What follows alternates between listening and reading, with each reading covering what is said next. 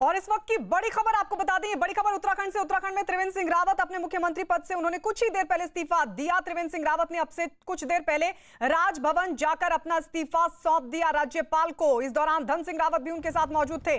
कल सुबह 10 बजे विधायक दल की बैठक होनी है जिसमें नया मुख्यमंत्री चुना जाना है। प्रेस कॉन्फ्रेंस में अपने इस्तीफे की जानकारी देते हुए त्रिवेंद्र सिंह रावत ने पार्टी का शुक्रिया तो अदा किया ही, साथ ही यह भी संकेत दिया कि ये दिल्ली से लिया गया फैसला था जिसका उनको पालन करना था और उन्होंने पालन किया। इस बीच ये जानकारी भी मिल रही है कि उत्तराखंड में एक उप मुख्यमंत्री भी बनाया जाएगा जिसके लिए पुष्कर सिंह धामी का नाम सामने आ रहा है। पार्टी ने मुझे मुख्यमंत्री के रूप में देवभूमि उत्तराखंड में सेवा करने का मौका दिया। ये मेरा परम सौभाग्य रहा है और मैं कहूं कि मेरे जीवन का ये स्वर्णिम अवसर मेरी पार्टी ने मुझे दिया। लेकिन भारतीय जनता पार्टी में ही ये संभव था। एक छोटे से गांव के, एक छोटे से अति साधारण परिवार के एक पार्टी के कार्यकर्ता को पार्टी ने इतना बड़ा सम्मान दिया और 4 साल मुझे सेवा करने का मौका दिया। पार्टी ने विचार किया और संयुक्त रूप से, सामूहिक रूप से ये निर्णय लिया कि मुझे अब किसी और को ये मौका देना चाहिए। आखिर वजह क्या रही? नहीं, देखिए ऐसा है, मैंने कहा कि ये सामूहिक निर्णय होता है और इसका बहुत अच्छा जवाब आपको दिल्ली जाना पड़ेगा उसके लिए। तो जब त्रिवेंद्र सिंह रावत से पूछा गया क्यों देना पड़ा इस्तीफा तो उन्होंने कहा कि इसके लिए दिल्ली जाना पड़ेगा और आलाकमान से पूछना पड़ेगा। प्रियंका इस वक्त हमारे साथ देहरादून से लाइव जुड़ गई हैं। प्रियंका, ये टीज स्वाभाविक भी है क्योंकि जब त्रिवेंद्र सिंह रावत का नाम सामने आया था मुख्यमंत्री के लिए तब बहुत सारे लोगों की जो महत्वाकांक्षाएं थी वो हिलोरे मार रही थी, लेकिन वो फिट बैठे वहां के समीकरण के हिसाब से। लेकिन जब अगले साल चुनाव होने उससे 1 साल पहले ही और 4 साल उनके पूरे होने वाले उससे 9 दिन पहले ही उनको इस्तीफा देना पड़ा है, तो ये टीज स्वाभाविक भी है। लेकिन अब ये बताइए कि इस रेस में है कौन कौन? जी बिल्कुल, यहाँ पर जहाँ पर आपने बोला कि ये टीस होना स्वाभाविक है और जो अब नए समीकरण बनाए गए हैं उत्तराखंड में, नए सीएम चेहरे की अगर बात करें तो क्वालिटीज़ और क्राइटेरिया बिल्कुल हूबहू त्रिवेंद्र सिंह रावत वाला की है। त्रिवेंद्र सिंह रावत गढ़वाल से बिलोंग करते हैं, गढ़वाली राजपूत है। धन सिंह रावत को सबसे आगे देखा जा रहा है। धन सिंह रावत भी गढ़वाली राजपूत है। जो दूसरे कंटेंडर्स थे बंसी भगत की जिनकी बात करी जा रही है वो कुमाऊनी ब्राह्मण थे। तो ये दोनों फैक्टर यहाँ पर बहुत ज़्यादा इंपॉर्टेंट प्ले करते हैं, रोल प्ले करते हैं क्योंकि रीजन वाइज की यहाँ पर पॉलिटिक्स है तो उसको भी ध्यान में रखा गया है कि उसके साथ कोई छेड़छाड़ नहीं हो। यानी कि जो क्राइटेरिया त्रिवेंद्र सिंह रावत का था समीकरणों के हिसाब से वही धन सिंह रावत का भी नजर आ रहा है। धन सिंह रावत को इस रेस में सबसे आगे माना जा रहा है क्योंकि ये भी बताया जा रहा है कि इनका नाम, धन सिंह रावत का नाम खुद त्रिवेंद्र सिंह रावत ने केंद्रीय मंत्रियों के आगे सुझाया था अपने सब्स्टिट्यूट के तौर पर। सबसे आगे इनको रेस में माना जा रहा है। स्वास्थ्य मंत्री है और जिस पूरे कंट्रोवर्सी के दौरान भी जब लगातार सीएम दिल्ली में बने हुए थे, जब देहरादून से जवाब दे रहे थे तो एक ही मंत्री उनके साथ नजर आ रहे थे, वो धन सिंह रावत है। तो रेस में सबसे आगे फिलहाल उन्हें माना जा रहा है। लेकिन अनिल बनूरी की भी बात हो रही है, जो केंद्रीय चेहरे हैं, ऐसे में ये भी माना जा रहा है कि उनको भी लाया जा सकता है। लेकिन फिलहाल ये भी कहा जा रहा है कि मंत्रिमंडल में भी कुछ बदलाव हो सकते हैं, डिप्यूटी सीएम को भी लाया जा सकता है जिसमें पुष्कर सिंह धामी का नाम सबसे आगे है। तो अभी फिलहाल फॉर्मुलेशन की बात हो रही है और कल जिस तरीके से विधायक मंडल की मीटिंग होनी है जहां पर तमाम विधायक 57 के 57 विधायक रहेंगे, वो डिसाइड करेंगे। एक औपचारिक मोहर जो लगनी है वो कल लगेगी। लेकिन फिलहाल अब तक की जो जानकारी है तो धन सिंह रावत सबसे आगे नजर आ रहे हैं। धन सिंह रावत का संबंध पौड़ी के श्रीनगर से है और यहां फिलहाल इस रेस में सबसे आगे नजर आ रहे हैं। जब इस्तीफा देने के लिए गए त्रिवेंद्र सिंह रावत तब भी धन सिंह रावत उनके साथ मौजूद थे। प्रेस कॉन्फ्रेंस जब हुई तब भी धन सिंह रावत यहां पर मौजूद थे। तो उनको सबसे आगे इस रेस में फिलहाल आका जा रहा है। जी गाइस, प्रियंका, कल विधायक दल की बैठक होनी है, डिसाइड हो चुका है, लौटेंगे प्रियंका आपके पास? राज्यपाल बेबी रानी मौर्य को तो अब तक सीएम थे, अब एक आम तो ये कार्यकर्ता एक्सक्लूसिव बीजेपी के तस्वीर बन आपको चुके दिखा रहे हैं जब त्रिवेंद्र सिंह रावत अब से थोड़ी देर पहले राज्यपाल बेबी रानी मौर्य के पास पहुंचे राजभवन और उनको अपना इस्तीफा सौंप दिया। लेकिन राज्यपाल की तरफ से यह कहा गया कि जब तक नए मुख्यमंत्री को चुन नहीं लिया जाता है, जब तक वो अपना पदभार नहीं संभाल लेते हैं, तब तक कार्यवाहक मुख्यमंत्री के तौर पर त्रिवेंद्र सिंह रावत ही काम करेंगे। ये एक्सक्लूसिव तस्वीर आप देख रहे हैं राजभवन की, उस वक्त की जब त्रिवेंद्र सिंह रावत ने अपने मुख्यमंत्री पद से इस्तीफा दिया। लेकिन अभी भी कार्यवाहक मुख्यमंत्री हैं त्रिवेंद्र सिंह रावत, जब तक कि नया मुख्यमंत्री नहीं चुन लिया जाता और साथ ही पदभार भी ग्रहण नहीं कर लिया जाता। कल नए मुख्यमंत्री को चुना जाएगा, इस बात की जानकारी खुद त्रिवेंद्र सिंह रावत की तरफ से अब से थोड़ी देर पहले प्रेस कॉन्फ्रेंस में दी गई, जब उन्होंने कहा कि कल सुबह 10 बजे विधायक मंडल की विधायक दल की बैठक होनी है और उसमें मोहर लगेगी। तो ये एक्सक्लूसिव तस्वीर आप देख रहे हैं राज्यपाल बेबी रानी मौर्य को अपना इस्तीफा सौंपते हुए त्रिवेंद्र सिंह रावत मुख्यमंत्री पद से उन्होंने इस्तीफा दे दिया। लगातार ये सियासी हलचल पिछले काफी वक्त से चल रही थी। ऐसा कहा जा रहा था कि एक धड़ा है पार्टी में जिसमें कई विधायक भी शामिल हैं, मंत्री भी शामिल हैं। उनकी तरफ से यह बार-बार आरोप लगाया जा रहा था कि मुख्यमंत्री त्रिवेंद्र सिंह रावत संगठन और सरकार में तालमेल बनाने में सफल नहीं हो रहे हैं, लिहाजा मुख्यमंत्री को बदल दिया जाए। बाकायदा चिट्ठी भी लिखी गई थी आलाकमान को और उसके बाद पर्यवेक्षक के तौर पर रमन सिंह और साथ ही दुष्यंत गौतम को भेजा गया था। वो बाकायदा पहुंचे देहरादून, तमाम लोगों से बातचीत की और उसके बाद रिपोर्ट आलाकमान को सौंपी गई और आज त्रिवेंद्र सिंह रावत ने अब से थोड़ी देर पहले राज्यपाल को अपना इस्तीफा सौंप दिया, जिसकी एक्सक्लूसिव तस्वीर आप देख रहे हैं। प्रियंका लगातार हमारे साथ बनी हुई है। प्रियंका, ये तय हो चुका है कि अगला मुख्यमंत्री कौन होगा, सिर्फ औपचारिक मोहर लगनी बाकी है या फिर कल डिसाइड होगा? जी, फिलहाल तक जो खबरें आ रही हैं तो उसमें रेस तो है अभी और जो धन सिंह रावत है वो सबसे आगे बताए जा रहे हैं। लेकिन जिस तरीके से हमने कहा कि अनिल बलिन्यू के नाम पे भी चर्चा हो रही थी, सतपाल महाराज के नाम पर भी चर्चा हो रही थी, तो फिलहाल चर्चाएं होंगी। और जिस तरीके से त्रिवेंद्र सिंह रावत ने अपनी प्रेस कॉन्फ्रेंस में बताया कि जो नया नाम है उसको लेकर भी सामूहिक चर्चा होगी। उन्होंने कहा कि उनके इस्तीफे को लेकर राजनीति में जो भी होता है, बीजेपी में जो भी होता है, वो सामूहिक चर्चा के बाद होता है। ऐसे में उन्होंने कहा कि कल तमाम विधायक मौजूद रहेंगे, उनकी मौजूदगी में जो भी नाम आता है उसको आगे बढ़ाया जाएगा। हालांकि इसे महज फॉर्मेलिटी अब माना जा रहा है क्योंकि धन सिंह रावत का नाम रेस में बहुत आगे बताया जा रहा है और ये माना जा रहा है कि कल उन्हीं के नाम पर मोहर लगेगी। जी प्रियंका, अच्छा आप बता रही हैं कि जो धन सिंह रावत है वो वहां के समीकरण के हिसाब से फिट बैठते हैं, इसके अलावा और कौन कौन से नाम हैं जो इस रेस में विचार किए जा रहे हैं? और आप तो वहां की राजनीति को, वहां का जो समीकरण जब भी कोई सरकार बनती है ख्याल रखा जाता है, उसको बखूबी समझती है। जरा बताइए कि वो पूरा समीकरण क्या है, किस तरीके से वहां कुमाऊं मंडल और गढ़वाल मंडल का ख्याल रखा जाता है और उस पर जातीय समीकरण का तालमेल? जी बिल्कुल, ये क्योंकि मुख्य तौर पर अगर उत्तराखंड की बात करें तो उत्तराखंड 2 मंडलों में बटा रहता है, कुमाऊं और गढ़वाल। यहीं के वोटर्स रहते हैं, यहीं के लीडर्स रहते हैं। जौनसार भी एक हिस्सा है, हालांकि बहुत ज़्यादा अगर बात करें तो बहुत ज़्यादा राजनीति में उसका चर्चा नहीं होता। लेकिन पिछला जो ट्रेंड हम देखते आ रहे हैं तो गढ़वाली राजपूत जो हैं वो पसंद रहे हैं। जो त्रिवेंद्र सिंह रावत के साथ पॉजिटिव पॉइंट है, जो धन सिंह रावत के साथ पॉजिटिव पॉइंट है।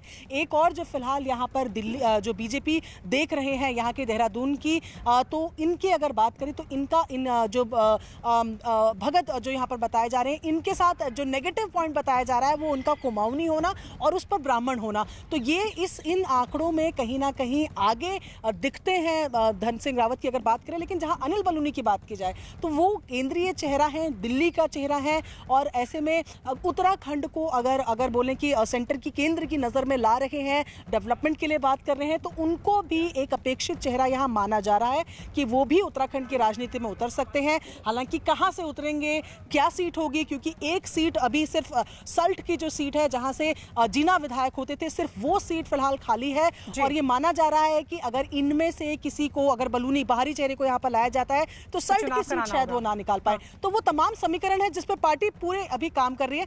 एक फन फैक्ट मैं यहाँ पर आपको जरूर बताना चाहूंगी, ये आप देख रहे हैं सीएम आवास की तस्वीरें हैं। यहाँ हम लगातार सुबह से ये बता रहे हैं कि ये कहा जाता है कि ये आवास जब से बना है तब से यहाँ जो भी मुख्यमंत्री रहा है वो 4 साल का कार्यकाल भी पूरा नहीं कर पाया है। खंडूरी यहाँ रहे, पोखरियाल यहाँ रहे, फिर खंडूरी के नाम पे जब मुहर लगी और उसके बाद बीजेपी यहाँ हार गई तो वो यहाँ से निकल गए।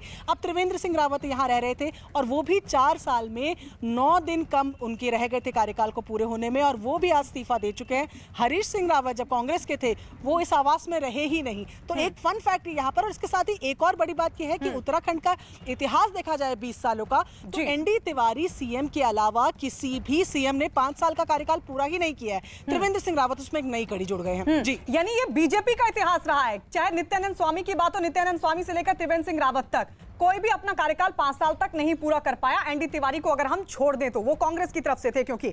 लेकिन प्रियंका, आपने कहा कि जो अनिल बलूनी है वो कहीं ना कहीं केंद्र में अपनी पैठ भी रखते हैं, आला कमान के साथ भी उनके तालमेल अच्छे हैं। दूसरी तरफ आप बता रहे कि धन सिंह रावत त्रिवेंद्र सिंह रावत के साथ मौजूद थे जब वो इस्तीफा देने के लिए राज्यपाल के पास पहुंचे। यानी जो धन सिंह रावत है वो त्रिवेंद्र सिंह रावत की पसंद, ये कह सकते हैं। और दूसरी तरफ अनिल बलूनी जो है वो आला कमान की पसंद। और कुछ इशारा अगर आप ध्यान से सुने तो त्रिवेंद्र सिंह रावत ने कहा, जब उनसे पूछा गया क्यों इस्तीफा देना पड़ा तो उन्होंने कहा ये आला कमान से जाकर पूछिए। तो क्या अनिल बलूनी का वजन आपको ज्यादा लगता है अगर इस लिहाज से देखें तो? नहीं, अनिल बलूनी का वजन इसलिए ज्यादा नहीं लग रहा है क्योंकि जब हम उत्तराखंड चुनाव की बात करें, क्योंकि अब महज 1 साल रह गया, मतलब एक इशारा दिया क्या त्रिवेंद्र सिंह रावत ने? चेहरे को लाना जो जी बिल्कुल, उन्होंने कहा, जब उनसे कहा गया कि आप नए चेहरे के बारे में कुछ बोलिए तो उन्होंने कहा कि ये दिल्ली आपको बेहतर समझा पाएंगे कि सामूहिक पूरी चर्चा होती। किसी भी तरीके से पत्ते नहीं खोले त्रिवेंद्र सिंह रावत ने। लेकिन फिलहाल मास लीडर की जो जरूरत है, जो त्रिवेंद्र सिंह रावत लैक करते थे, एक संवाद नहीं बना पाते थे, अपने ही लोगों को कन्विंस नहीं कर पाते थे, मंत्रियों के साथ बातचीत नहीं थी, तो ये कहीं ना कहीं उनमें लैकिंग रहा है। जो धन सिंह रावत की उसको जिसको काबिलियत कहा जा रहा है, और क्योंकि स्वास्थ्य मंत्री भी हैं अभी करंट सरकार में, तमाम मंत्रियों के साथ उनकी बातचीत है, उन तमाम विधायकों के साथ उनके अच्छे रिश्ते हैं, तो उनको इसलिए हल्का एज जरूर मिला हुआ है। लेकिन ये कहना बिल्कुल भी गलत नहीं है कि अनिल बलूनी केंद्र की पसंद हो सकते हैं। जिस तरीके से उनका इंटरवेंशन भी रहता है और जिस तरीके से लोगों से बात की जाएगी, इंटरनल सर्वेस जो हो चुके हैं, कौन पहले चॉइस रहता है, ये कल 10 बजे एक औपचारिक मोहर बस लगनी बाकी है। जी प्रियंका, रहिए हमारे साथ, एक बार सुन लेते हैं कि प्रेस कॉन्फ्रेंस जब त्रिवेंद्र सिंह रावत ने हमसे थोड़ी देर पहले की, उन्होंने कहा क्या? पार्टी ने मुझे मुख्यमंत्री के रूप में देवभूमि उत्तराखंड में सेवा करने का मौका दिया। ये मेरा परम सौभाग्य रहा है और मैं कहूं कि मेरे जीवन का ये स्वर्णिम अवसर मेरी पार्टी ने मुझे दिया। लेकिन भारतीय जनता पार्टी में ही ये संभव था। एक छोटे से गांव के, एक छोटे से अति साधारण परिवार के एक पार्टी के कार्यकर्ता को पार्टी ने इतना बड़ा सम्मान दिया और 4 साल मुझे सेवा करने का मौका दिया। पार्टी ने विचार किया और संयुक्त रूप से, सामूहिक रूप से ये निर्णय लिया कि मुझे अब किसी और को ये मौका देना चाहिए। आखिर वजह क्या रही? नहीं, देखिए ऐसा है, मैंने कहा कि ये सामूहिक निर्णय होता है और इसका बहुत अच्छा जवाब आपको दिल्ली जाना पड़ेगा उसके लिए। प्रियंका, इसीलिए मेरा सवाल, एक बार फिर से मैं इसी सवाल के साथ आपके पास आ रही हूं क्योंकि अभी आपने फिर से सुना, त्रिवेंद्र सिंह रावत ने कहा कि इसका अच्छा जवाब तो दिल्ली से दिया जा सकता है। अब जरा ये बताइए कि जब त्रिवेंद्र सिंह रावत का जो तालमेल वो नहीं बैठा पाए संगठन और सरकार में, तो उनकी पसंद को पसंद किए जाने की कितनी संभावना है? क्योंकि त्रिवेंद्र सिंह रावत की पसंद तो धन सिंह रावत है और वो राज्यपाल को जब इस्तीफा देने के लिए पहुंचे तो वहां पर धन सिंह रावत भी मौजूद थे। नहीं, यहाँ पर यह बात भी समझनी होगी कि जो वो बागी विधायक, जिनकी बागी नहीं एक्चुअली विरोधी विधायक कहना चाहिए, जो त्रिवेंद्र सिंह रावत के विरोध में रहे हैं, उनकी पसंद भी धन सिंह रावत है। सुबोध उनियाल से जब आज हमने बात करी सरकार के कामों को लेकर, सरकार के प्रदर्शन को लेकर, तो दबी जुबान में उन्होंने ये भी बताया कि धन सिंह रावत जो है वो एक अच्छी चॉइस हो सकते हैं। तो ये सिर्फ त्रिवेंद्र सिंह रावत की ही पसंद नहीं है, ये तमाम वो जो विधायक जो लगातार त्रिवेंद्र सिंह रावत, चलिए ये बहुत बड़ी जानकारी प्रियंका दे रही है। वो ये कह रही है कि जिन लोगों की तरफ से त्रिवेंद्र सिंह रावत पर सवाल उठाए जा रहे थे। दरअसल उनकी पसंद भी धन सिंह रावत है और ऐसे में कहीं ना कहीं वो सबसे आगे नजर आते हैं मुख्यमंत्री की रेस में, लेकिन चर्चा अनिल बलूनी के नाम को लेकर भी है। और आइए बढ़ते आगे। नेटवर्क 18 की पहल स्वाभिमान भारत प्रेजेंटेड बाय आईटीसी में देश के उन उद्यमियों, उन कंपनियों की कहानियों को चुना है जिन्होंने बिना किसी सरकारी मदद के अपनी तरक्की की राह तय की है। ऐसी एक कहानी है आईआईटी के पूर्व छात्र की, जिन्होंने वायु प्रदूषण से निपटने के लिए एक डिवाइस बनाई है जो इनोवेटिव होने के साथ किफायती भी है।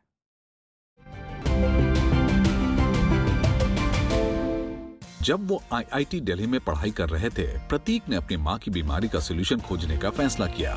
उन्होंने एक ऐसा प्रोडक्ट बनाने की मांग की जो न केवल प्रदूषकों से लड़ने में कारगर हो, बल्कि सस्ती भी हो। मैं रहने वाला बीकानेर राजस्थान का हूँ, जहाँ पे धूल भरी आंधी जिसे कहते हैं वो बहुत ज़्यादा एक प्रॉब्लमेटिक चीज़ रहा है। एंड चूंकि मेरी मदर खुद एक सीवियर एस्थमेटिक थी, उन्हें अस्थमा की दिक्कत रहती है, उसी से कुछ आइडियाज़ आए, क्यों ना कुछ ऐसा बनाया जा सके जो आपके नाक पे ही लग जाए, जो आपके नाक के अंदर भी ना जाए और जो आपके फेस को भी ना ढके। उसी से नेजो फिल्टर्स का आइडिया डेवलप हुआ। नेजल फिल्टर का एक पीस सिर्फ 10 रुपए का है और ये विशिष्ट नहीं है। बाजार में आमतौर पर पाए जाने वाले बड़े पारंपरिक फेस मास्क के विपरीत है। यूजर्स को बस अपने नथुने नॉस्ट्रल्स को लगभग ट्रांसपेरेंट फिल्टर के साथ कवर करना होगा और इसे 8 घंटे तक पहनना होगा। 10 लाख नेजो मास्क हम लोग आज इंडिया और इंटरनेशनल मार्केट को सप्लाई कर चुके हैं। इंटरनेशनल मार्केट के अंदर China, countries like Vietnam, UAE, इन सारी कंट्रीज़ के अंदर हमने एक बहुत बड़ी मात्रा के अंदर नेजो मास्क को सप्लाई किया। एक स्वाभिमान रास्ते पर चलकर नेजो फिल्टर भारतीयों को प्रदूषण से बचाने और सांस लेने में मदद कर रहे हैं।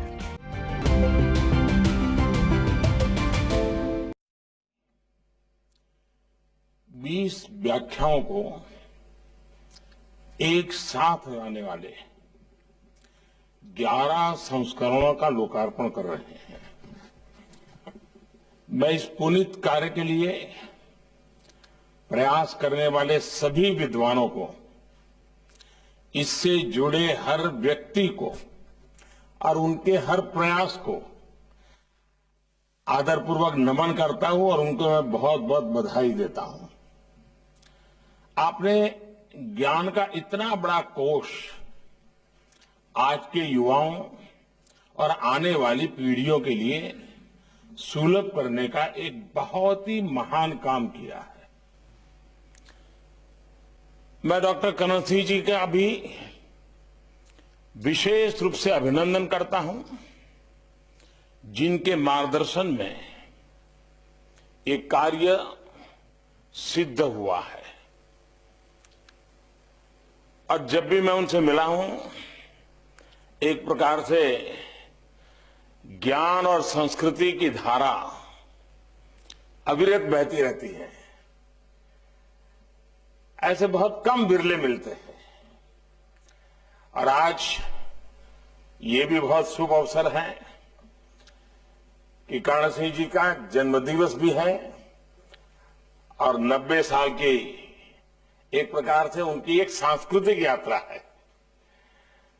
तो मैं उनका हृदय से अभिनंदन करता हूं। मैं आपके दीर्घायु होने, अच्छे स्वास्थ्य की बहुत ही कामना करता हूं। डॉक्टर कर्ण सिंह जी ने भारतीय दर्शन के लिए जो काम किया है, जिस तरह अपना जीवन इस पवित्र कार्य के लिए समर्पित किया है, भारत के शिक्षा जगत पर उसका प्रकाश और प्रभाव स्पष्ट रूप से देखा जा सकता है।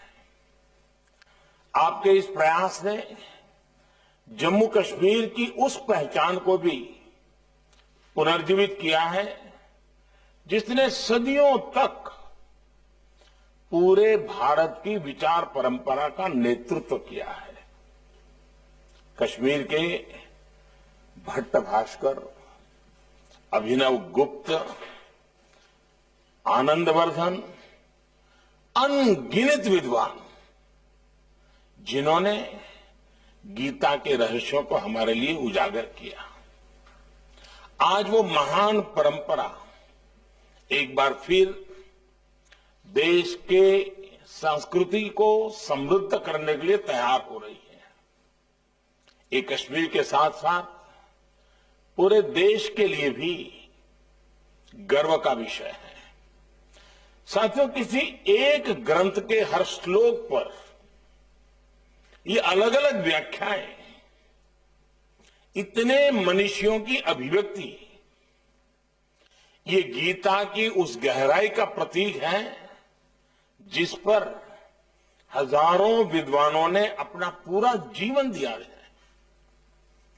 ये भारत की उस वैचारिक स्वतंत्रता और सहिष्णुता का भी प्रतीक है जो हर व्यक्ति को अपना दृष्टिकोण, अपने विचार रखने के लिए प्रेरित करती है।